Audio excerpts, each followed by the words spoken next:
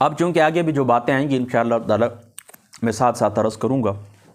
بہرحال نماز کے متعلق آپ دو باتیں یاد رکھ لیں، چونکہ آگے انشاءاللہ جس وقت ہم روایت پڑھیں گے میں آپ کو بتاؤں گا ساتھ ساتھ کیا ہے۔ نماز کے لیے جس وقت آپ کھڑے ہوتے ہیں نا، تو یاد رکھیں ایک ہوتا ہے نماز کے اندر شک کا واقعہ ہونا، اور ایک ہوتا ہے نماز کے اندر سہو کا واقعہ ہونا۔ سہو اور شک کے اندر فرق ہے۔ شک کے اندر تردد ہوتا ہے، کوئی ایک جہت آپ متعین نہیں کر سکتے، میں نے 3 پڑھی ہیں یا 4 پڑھی ہیں، میں نے 4 پڑھی ہیں یا 5 پڑھی ہیں، اس کے اندر آپ کو شک ہوتا ہے، یعنی ایک جانب آپ نہیں جا سکتے، کسی جانب کو آپ ترجیح نہیں دیتے، آپ کیا ہوتا ہے، آپ کو تردد ہوتا ہے، سمجھ گئے۔ اور سہو کے اندر اس طرح ہوتا ہے کہ ایک جانب انسان اس کو وہ جانب معلوم ہوتی ہے کہ مجھ سے اس طرح ہو گیا ہے، یعنی ایک جانب راجع ہوتی ہے، لیکن شک کے اندر اس طرح نہیں ہوتا، وہ دونوں جانب بس بات برابر ہی ہوتی ہے کہ پتہ نہیں اس طرح ہوا یا پتہ نہیں اس طرح ہوا۔ لیکن سہو کے اندر پتہ نہیں والی بات نہیں ہوتی، بلکہ معلوم ہوتا ہے کہ مجھ سے اس طرح یہ معاملہ ہو گیا ہے مجھ سے، یعنی ایک جانب راجع ہوتی ہے۔ اب آپ نے یہ بات ذہن کے اندر رکھنی ہے کہ آپ کو سہو ہوا ہے یا آپ کو شک ہوا ہے، سجدہ سہو آپ نے نماز کے اندر کرنا ہے۔ اور ملا علی قاری صاحب رحمۃ اللہ تعالیٰ علیہ آپ نے اسی باب کے اندر جو آپ کی مرکات شریف ہے اس کے اندر آپ نے لکھا ہے کہ سجدہ سہو کرنا ہمارے نزدیک واجب ہے۔ نماز کے اندر کہیں پر بھی کوئی واجب آپ سے رہ جائے تو اس کے اندر ہم نے سجدہ سہو کرنا ہی کرنا ہے۔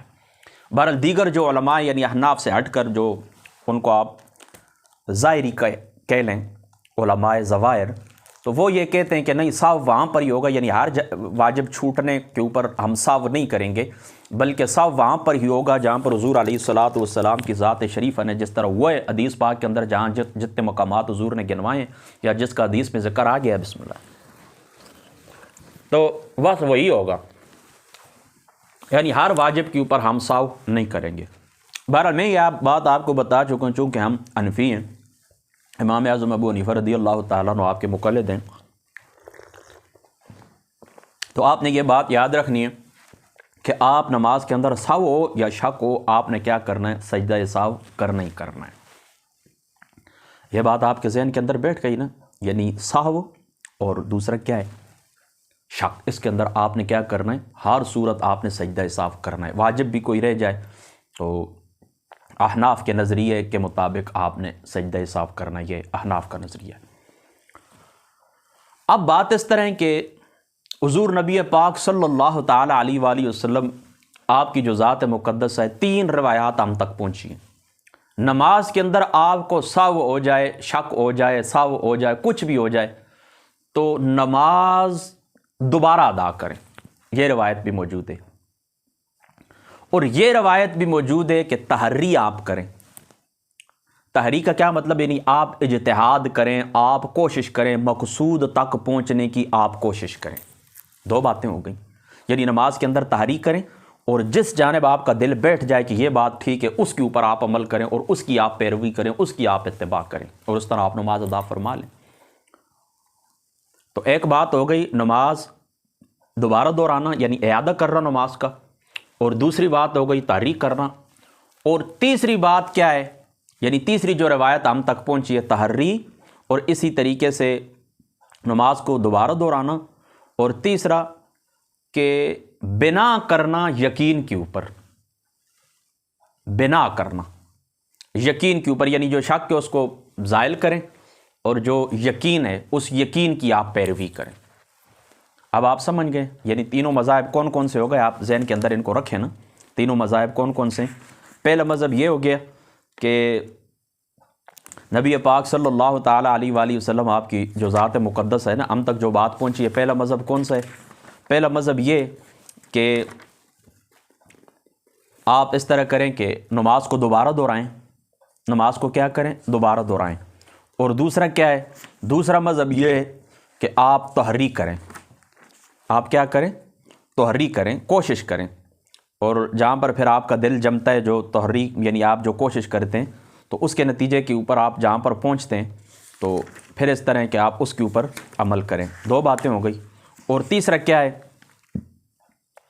تیسرا یہ کہ دیکھیں نا، ایک حدیث پاک کے فلیستانف، جو حضور علیہ الصلوۃ والسلام یہ اذا شک احدکم فلیستانف، کہ تم میں سے کسی کو شک لاحق ہو تو کیا کرے، نئے سرے سے نماز پڑھ. یہ ایک روایت ہو گئی. اور دوسری حدیث کے اندر حضور علیہ الصلوۃ والسلام دوسرے فرمان کے اندر یہ آتا ہے کہ ظن غالب کے اوپر عمل کرے، یعنی آپ توری کریں گے اور توری جہاں پر آپ کا ظن غالب ہوگا اس کے اوپر آپ عمل کریں گے. اور تیسرا حضور علیہ الصلوۃ والسلام سے جو روایت وہ یقین کے اوپر آپ بنا کریں، یعنی شک کو زائل کریں اور یقین کے اوپر اپنی بنا کریں. تو امام اعظم ابو حنیفہ رضی اللہ تعالیٰ عنہ حضرت محدث دہلوی صاحب رحمۃ اللہ تعالیٰ علیہ آپ فرماتے ہیں کہ امام اعظم ابو حنیفہ رضی اللہ تعالیٰ عنہ آپ کے مذہب کے اندر جامعیت ہے. آپ کے مذہب کے اندر کیا ہے؟ جامعیت ہے. یعنی تم اس طرح کرو کہ پہلی بار اگر تمہیں اس طرح کا معاملہ ہوا، سو لاحق ہوا ہے، کوئی شک پیدا ہو گیا، تو آپ کیا کریں کہ اپنی نماز دوبارہ دہرائیں. اور پھر جہاں پر آپ کو ظن غالب ہو، یعنی پہلی دفعہ نہیں آپ کو ہوتا رہتا ہے، تو تحری کے اوپر عمل کریں. جہاں پر آپ کا ظن غالب ہے آپ اس کی پیروی کریں. تو اور پھر تیسری جو صورت ہے جہاں پر تحری نہیں پائی جاتی تو وہاں پر آپ یقین کے اوپر بنا کریں.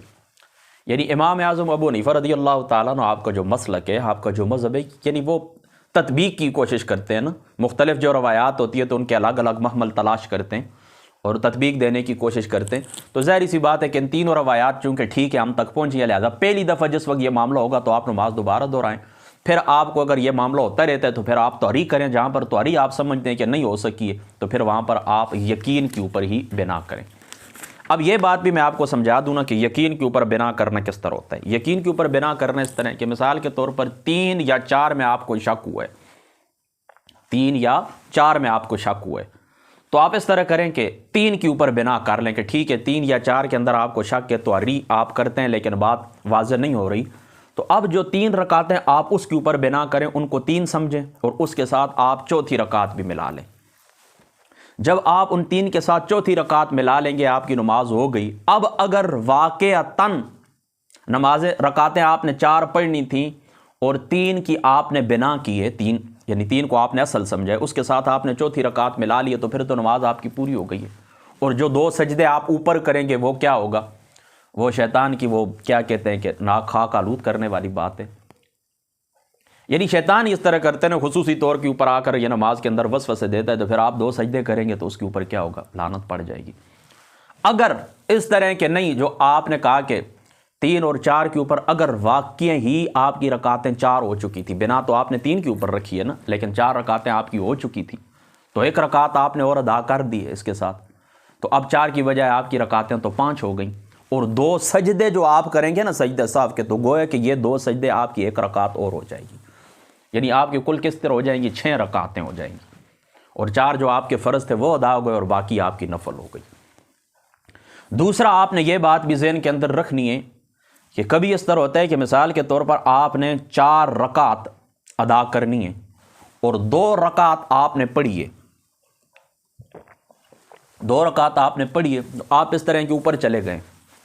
جس وقت آپ اوپر چلے گئے، کھڑے ہو گئے، آپ رکعتیں آپ نے کتنی پڑھنی تھی؟ 4، لیکن درمیان کے اندر کیا رہ گیا؟ تشہد رہ گئی آپ کی، التحیات للہ والصلوات والطیبات، یہ آپ نے پڑھنا تھا، لیکن آپ اس طرح کرتے ہیں کہ نہیں، آپ کو نہیں سمجھ آئی، آپ چلے گئے. تو اب وہ بھی چونکہ آگے الگ روایت آ جائے گی انشاءاللہ تعالیٰ، وہاں پر میں مزید تفصیل بھی عرض کر دوں گا. لیکن آپ اس طرح کریں کہ پھر اس تیسری رکعت کے ساتھ چوتھی رکعت بھی آپ مکمل کریں اور پھر آخری تشہد جو ہے وہ آپ پڑھیں، اور بہتر یہ ہے کہ اس کے ساتھ درود شریف بھی پڑھیں. یعنی بعض لوگ اس طرح کرتے ہیں نا کہ تشہد کی مقدار بیٹھ کر اس طرح کرتے ہیں کہ پھر سلام پھیرتے ہیں، پھر سجدہ صاف کرتے ہیں، یہ بھی ٹھیک ہے، لیکن پسندیدہ یہ ہے کہ ظاہری سی بات ہے اللہ تعالیٰ کا ذکر ہے، حضور کی ذات اقدس کے اوپر درود و سلام ہے، تو یہ سارا پڑھ لیں، اس کے بعد ایک سلام پھیر کے آپ سجدہ صاف کر لیں. یہ بات سمجھ آ گئی نا؟ آپ کے ذہن کے اندر بات بیٹھ گئی ہے نا؟ باقی اس طرح کہ اس طرح بھی ہو سکتا ہے کہ کبھی آپ نے اس طرح کیا ہے کہ 4 رکعت والی نماز آپ نے پڑھنی ہے.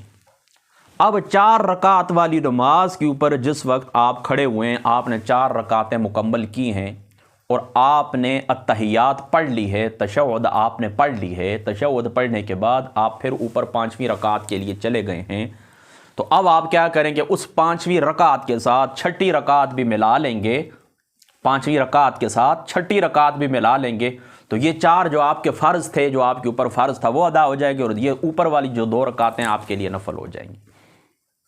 لیکن آپ نے اس طرح کی ہے کہ جو تشہد تھا آخری وہ آپ نے نہیں پڑھا اور آپ 5ویں رکعت کے لیے کھڑے ہو گئے، تو اب اس طرح کہ اگر آپ اقرب الی القیام ہیں، قیام کے قریب ہیں، تو پھر آپ کھڑے ہو جائیں اور 5ویں کے ساتھ آپ 6ٹھی رکعت بھی ادا کریں، 5ویں کے ساتھ آپ 6ٹھی رکعت بھی ادا کریں، اور یہ 6 کے 6 آپ کے کیا ہو جائیں گے؟ نفل ہو جائیں گے۔ اور جو فرض نماز آپ کی باقی رہ گئی تھی تو اس کو آپ کیا کریں گے؟ اس کو آپ دوبارہ دہرائیں گے۔ اب آپ سمجھ گئے نا؟ لیکن اگر آپ اس طرح کے اقرب الی القیام نہیں تھے بلکہ اقرب الی القعود تھے، یعنی قاعدے کے نزدیک تھے، بیٹھنے کے زیادہ نزدیک تھے، تو آپ بیٹھ جائیں۔ آپ کیا کریں؟ آپ بیٹھ جائیں۔ تو پھر اس طرح کریں کہ یہ جو کمی بیشی ہوئی ہے نا نماز کے اندر، تاخیر ہو گئی ہے، ظاہری سی بات ہے کہ یہ ہمارے نزدیک، احناف کے نزدیک، ارکان کو ترتیب کے ساتھ ادا کرنا، ایک کے بعد دوسرا ادا کرنا، یہ بھی واجب ہے۔ تو اب اس کے اندر تھوڑی کمی بیشی ہو گئی ہے، تو رکعتیں تو آپ کی 4 پوری ہو چکی تھیں، 5ویں کے لیے آپ کھڑے ہو رہے تھے، لیکن وہاں پر چونکہ آپ اقرب الی القیام نہیں تھے بلکہ اقرب الی القعود تھے، قاعدہ بیٹھنے کے قریب تھے، تو آپ اس طرح کریں کہ یہ تشہد آپ پڑھ لیں، ساتھ درود شریف بھی پڑھ لیں اور سلام پھیریں، اور سلام پھیرنے کے بعد آپ کیا کریں؟ سجدہ سہو کر لیں، بس بات ختم، آپ کی نماز کیا ہو گئی؟ ادا ہو گئی۔ اب آپ سمجھ گئے نا؟ تو یہ چند بنیادی باتیں تھیں، تو یہ اس کو آپ جس وقت ذہن کے اندر